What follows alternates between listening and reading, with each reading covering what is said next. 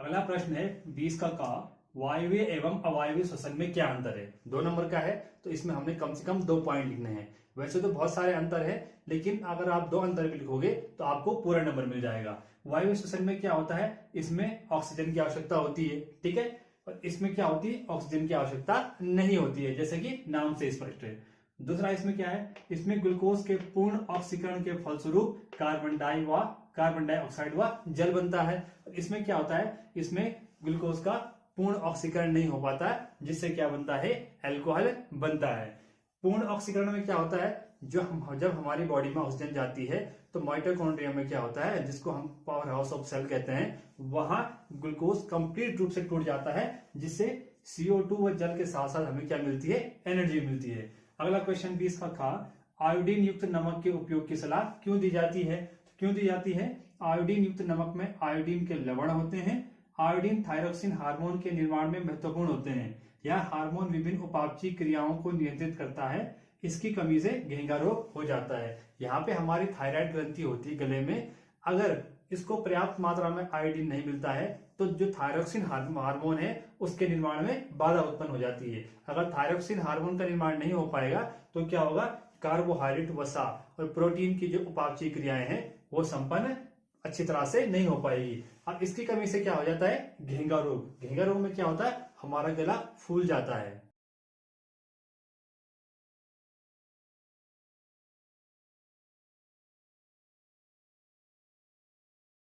Question number 22 का एक विद्युत बल्ब में 200 वोल्ट 100 वाट अंकित है, इसका प्रतिरोध क्या होगा। तो एक न्यूमेरिकल क्वेश्चन है, 1 नंबर का है, बहुत सिंपल है। आपको पता है न्यूमेरिकल क्वेश्चन में हम क्या करते हैं, जो वैल्यू दी गई है वो लिख लेते हैं। 200 V का मतलब है वोल्ट, मतलब ये किसका मात्रा है, विभवांतर का, और वाट किसका है, आपका विद्युत शक्ति का। तो यहाँ पे लिख देंगे विभवांतर V बराबर 200 वोल्ट, शक्ति P बराबर 100 वाट। हमको क्या ज्ञात करना है, प्रतिरोध R बराबर हमें क्या करना है, ज्ञात करना है। तो हम एक ऐसा फॉर्मूला लिखेंगे पावर का जो इन तीनों के बीच संबंध स्थापित करता हो। वो कौन सा है, P = V²/R। तो हमने क्या क्या करना है, R करना है। तो हम पहले ही R को पक्षांतर कर लेते हैं, इसको हम ऐसा लिख सकते हैं, ठीक है। अब क्या करेंगे, हम इसकी वैल्यू यहाँ पे पुट अप कर देंगे। तो R = क्या हो जाएगा, V बराबर V का वैल्यू कितने हैं, 200, तो क्या हो जाएगा 200² बटे P की वैल्यू कितनी है, 100। इसको हम कैसे लिख सकते हैं, 200 गुणा गया 200 बटे 100, 2 जीरो से 2 जीरो कटा, तब क्या बचा हमारे पास R, 200 गुणा गया 2, 2 दूनी 400। तो हमारा जो प्रतिरोध आया है कितना आया है, 400 ओम। इस प्रकार से हम इस तरह के प्रश्नों को हल कर सकते हैं। अगला प्रश्न है 22 का चुंबकीय क्षेत्र रेखाओं के 2 गुण लिखिए। 2 नंबर का है, जिसका मतलब क्या है, प्रत्येक गुण 1 नंबर का है। तो पहला गुण क्या है, चुंबकीय क्षेत्र रेखाएं चुंबक के उत्तरी ध्रुव से आरंभ एवं दक्षिणी ध्रुव पर समाप्त हो जाती है। जैसे कि आपको पता है ये कोई क्या है, बार मैग्नेट है, ये इसका नॉर्थ पोल है, ये इसका साउथ पोल है। तो जो मैग्नेटिक फील्ड लाइन है आपकी ऐसे चलती है, नॉर्थ से शुरू होगी और साउथ पे समाप्त हो जाएगी, ऐसे। इसको हम एरो के थ्रू शो कर सकते हैं, ठीक है। एक तो ये हो गया गुण उसका। दूसरा, ये रेखाएं एक दूसरे को कभी नहीं काटती। जैसे आप देख पा रहे हो, ये जो रेखाएं सीधी जा रही है, ये दोनों एक दूसरे को क्या कर रही है, ओवरलैप नहीं कर रही है। तो ये इसका फीचर है मैग्नेटिक फील्ड लाइन का, ये रेखाएं एक दूसरे को कभी नहीं काटती है। क्वेश्चन नंबर 23, 15 सेंटीमीटर फोकस दूरी वाले अवतल दर्पण से 20 सेंटीमीटर की फोकस दूरी पर 4 सेंटीमीटर लंबी वस्तु रखी है, प्रतिबिंब की स्थिति, प्रकृति, आकार ज्ञात कीजिए। 3 नंबर का प्रश्न है, ये लाइट चैप्टर से आ रखा है। सबसे पहले हम क्या करते हैं, जो वैल्यू हमें दी गई है क्वेश्चन में वो लिख लेते हैं। तो हमें क्या क्या वैल्यू दी गई है, फोकस दूरी F = -15 सेंटीमीटर। हमने -15 क्यों लिखा, ऊपर तो कहीं लिखा नहीं क्वेश्चन में, तो हमने -15 इसलिए लिखा। सबसे पहले हम देखते हैं दर्पण कौन सा है। तो कौन सा दर्पण है, अवतल। अवतल दर्पण हम कैसा होता है, हमारा ऐसा होता है, ठीक है। अवतल दर्पण ऐसा होता है। हमेशा कोई भी वस्तु कार्य की जाती है दर्पण के सामने बाईं तरफ रखी जाती है, ठीक है ना। अब ये बोल रहे हैं कि क्या फोकस दूरी क्या होती है, ये होती है आपकी इन मुख्य फोकस और ध्रुव की बीच की दूरी को क्या बोलते हैं, फोकस दूरी बोलते हैं। इसकी बीच की दूरी क्या है, माइनस है, वो 15 सेंटीमीटर है।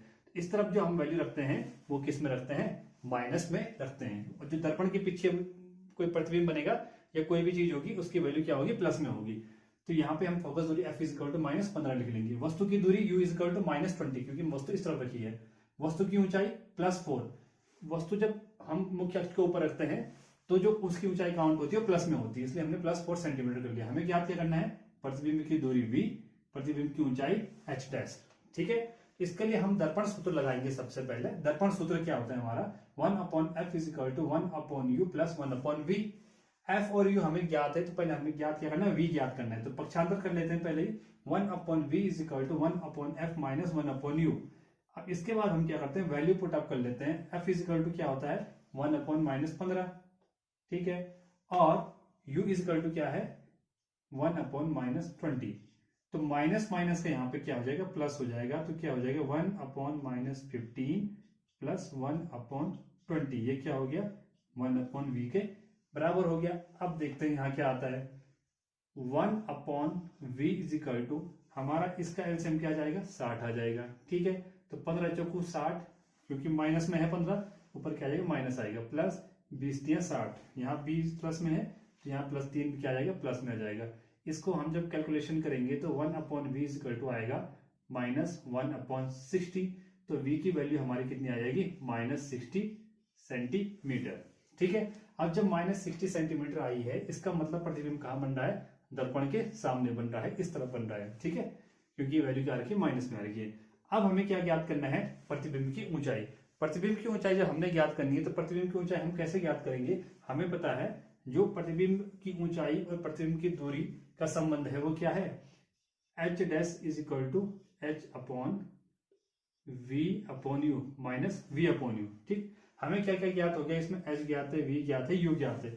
ये तीन चीजें हमको क्या है, ये हमको ज्ञात है। अब हमने क्या करना है, वैल्यू पुट अप कर लेनी है, किस चीज की, जो हमें ज्ञात है। तो उससे पहले हम क्या लेते हैं, पक्षांतर कर लेते हैं। यहां जाके क्या हो जाएगा, v गुणा आ गया h/u। तो v की वैल्यू हमारी कितनी आई, -60 गुणा गया h हमारे पास कितना है, +4, तो यहाँ 4 लिख सकते हैं। u हमारे पास कितना है, -20। ये हमारे पास क्या आ गया, -20। यहाँ एक माइनस क्या है, ऑलरेडी पहले से है, ये वाला, ये हमने लिखा नहीं, ये वाला माइनस पहले से है। ठीक है, ये क्या आ गया, एच डैश आ गया। अब हम क्या करेंगे, इसको सॉल्व करेंगे। माइनस से क्या कट जाएगा, माइनस, फिर भी एक माइनस बचा हुआ है, तो 20 से क्या कट जाएगा, 20×40, 20×60। अब हमारे पास क्या प्राप्त हुआ, h dash is equal to -3×4, तो 4×12। हमारी जो आंसर आया है 12 सेंटीमीटर। जब प्रतिबिंब की हाइट 12 सेंटीमीटर आ गई है, इससे हमें क्या पता चलता है, प्रतिबिंब क्या बन गया है, प्रतिबिंब की स्थिति, प्रकृति, आकार क्या है, प्रतिबिंब वास्तविक है। क्यों, क्योंकि वो दर्पण के सामने बन रहा है। प्रतिबिंब उल्टा है, क्योंकि हमारी वैल्यू क्या आ रखी है, माइनस में आ रही है। वस्तु से बड़ा है, क्योंकि प्रतिबिंब क्या है, 12 सेंटीमीटर है, और वस्तु कितनी सेंटीमीटर है, 40 सेंटीमीटर है। अगला क्या है, वक्रता केंद्र से बाहर, क्योंकि हम देखते हैं, हमें पता कैसे चला वक्रता केंद्र से बाहर है, हमें ऐसे पता चला, यहाँ पे फोकस दूरी f कितनी है, -15 सेंटीमीटर। हमें पता है फोकस दूरी क्या होती है, वक्रता केंद्र की आधी होती है। इसका मतलब अगर फोकस दूरी 15 है तो वक्रता केंद्र की दूरी कितनी होगी, ध्रुव से 15 दूरी 30 सेंटीमीटर। हमारी जो v की वैल्यू आई वो कितनी आई, 60 सेंटीमीटर। इसका मतलब क्या है, ये वक्रता केंद्र से बाहर है।